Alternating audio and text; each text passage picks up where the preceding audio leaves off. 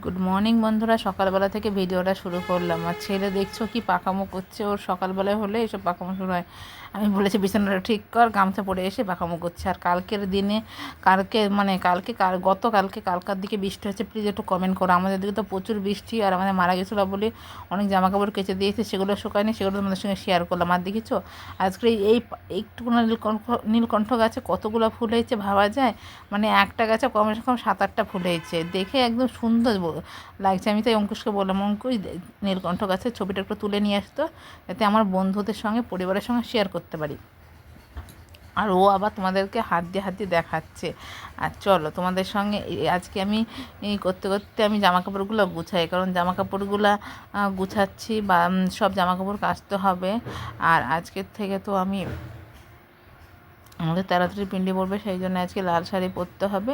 সেই জন্য জামা কাপড়গুলো গুছিয়ে যেগুলো কাঁচা আছে সেগুলো ঢুকে দিচ্ছে আলমারির মধ্যে, আর বাদ বাকি যেগুলো নাড়াচাড়া করব সেগুলো কেচে নেব। আর আমাদের মরলে কী শাড়ি পরে চলো তোমাদের সঙ্গে সেটাও শেয়ার করে দিই। আমাদের মরলে লালে সাদাতে শাড়ি পরে, আর ব্লাউজ তোমার যেমন ইচ্ছা তেমন পরতেই পারো। আর জামা কাপড়গুলো আমি সেই মাদাবাড়ি থেকে এসেছিলাম পয়লা বৈশাখে, সেই থেকে ওখানে পালা দেওয়া আছে। পয়লা বৈশাখের দিন আসেনি, তারপরের দিন যেদিন মারা গেছে সেদিন এসেছে। আমাদের 3 দিন, মানে 2 দিন ধরে পালা দেওয়া আছে। আর এই দেখো এদিকে জামা কাপড়ের দেখেছো কত গাদা হয়ে গেছে। আর ছেলেকে বলছি যে তুই একটু এই জামা কাপড়গুলো যেগুলো লাগবে না সেগুলো তুই ওই ঘরে থুয়ে, আর যেগুলো লাগবে সেগুলো আমি শোকেসে ঢুকে দিচ্ছি। তারপর ও নিজের মুখ দেখি ভিডিও বানাবে, দেখবা। ওই দেখো করতে করতে কি মনে হলো নিজের মুখটা একটু দেখিয়ে দিই।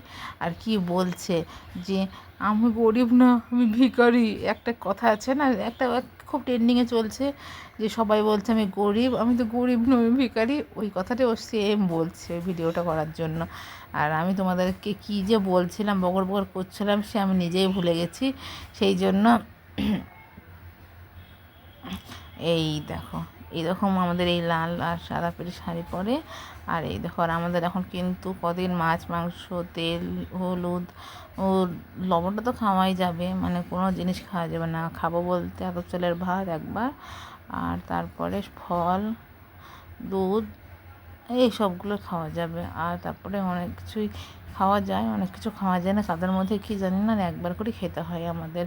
আর এই দেখো সেই জন্য আমি রান্না বসে দিয়েছি আতপ চালের ভাত। আর এই দেখো আলুটা দিয়ে ছেলেকে বলছি যে আখাই ভালো করে জাল দে, পাটকেলটা তো ভিজে গেছে, না হলে আবার জ্বলবে না, আলু কাটতে কাটতে ডাল বাটতে যাবো। তাই দিয়ে বলছে যে তুমি ডালটা বাটো গা, তাহলে আমি আলুটা ওই করে দিই।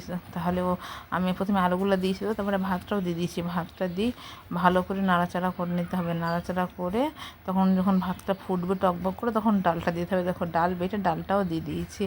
আর ভাতটা দেখছো তো আতপ চালের ভাত, 10 মিনিট না হলেও 15 মিনিটের মধ্যে ভাত হয়েও যাবে। আর তোমাদের সঙ্গে গল্প করতে করতে আমার ভাতটাও হয়ে গেছে। ভাতটা হয়ে গিয়ে ওকে খেতে দিয়েছি, আর আমি একটু প্রেশারে ঢেলে রাখছি, কারণ ওর বাবা এসে খাবে। প্রেশারে বলছে কেন, হটপটে, কারণ গরম থাকবে। আর না হলে আতপ চালের ভাত ঠান্ডা হয়ে গেলে আর খাওয়া যায় না। আর তোমাদের অঙ্কুশ দেখাচ্ছিল, আমার ছেলে এখন 2:41 বাজছে, সকাল থেকে কিচ্ছু খায়নি। আর এই দেখো আলু সিদ্ধ সানছি, আর ওই ছোলার ডাল ভাতে দিয়েছিলাম ওইটাই, ওই সিদ্ধ ছোলার ডাল সিদ্ধ আর আলু সিদ্ধ এই দুটোই সানছি। আর আলু সিদ্ধতে এত পরিমাণে ঝাল হয়ে গিয়েছিলো যে কিছু বলার নয়। তারপরে বললাম তুই খেয়ে নে, আমি আর বাবা পরে খাবো। আজকের মতন ব্লগটা এইটুকুনাই রাখলাম, বাদ বাকি ব্লগ তোমাদের সঙ্গে আবার কালকে শেয়ার করব, ঠিক আছে। আমার পাশে থেকেও সাথে থেকেও, এখন একটু ভিডিও দিতে লেট হবে তাই, কিন্তু প্লিজ আমার পরিবারের সবাই ওই চ্যানেল সাবস্ক্রাইব করো।